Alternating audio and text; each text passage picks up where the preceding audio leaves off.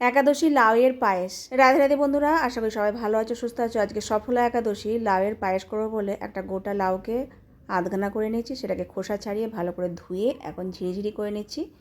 ঝিরিটা মোটা দিকটাই করছি, একদম সরু মিহি দিকটা করছি না, এরকম ঝিরিঝিরি হবে। তো এটাকে একটুখানি জল দিয়ে হালকা সেদ্ধ করে নিয়েছি। একটু জলটা ফুটবে, তার মধ্যে লাউটা দিয়ে আবার তুলে নিলেই হয়ে যায়। তো জল ঝাড়িয়ে এখন চেপে চেপে নিচ্ছি, যাতে বাকি অবশিষ্ট জলটাও যাতে পড়ে যায়। হালকা সেদ্ধ করি, কেননা যদি লাউ টক থাকে তাহলে পুরো দুধটাই কেটে যাবে, পায়েসও সুন্দর হবে না। সেই জন্য হালকা কড়াতে ঘি গরম করে এখন ওই লাউগুলো দিয়ে দেবো। চিপে চিপে নিয়েছি জলটা, কিন্তু আরও একটু জল মানে এর মধ্যে আছে, তার জন্য ঘিয়ের মধ্যে হালকা করে ভেজে নেবো। পাশের গ্যাসে 1 লিটার দুধ ফোটাতে দিয়েছি, দুধটা একটু গাঢ় হবে। আর এদিকে আমি একটু নারকেল কুড়ে নিয়েছি, নারকেলটা অপশনাল, কিন্তু দিলে খুব ভালো লাগে নারকেল।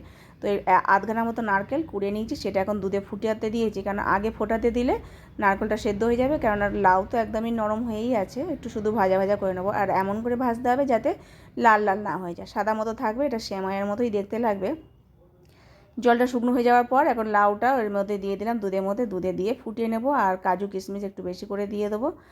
এটাকে ফোটাতে দেবো। 2 টুকরো মিছরি দিয়ে দিচ্ছি বড় বড় সাইজের, কেননা 1 লিটার দুধে করছি আর অনেকখানি লাউ।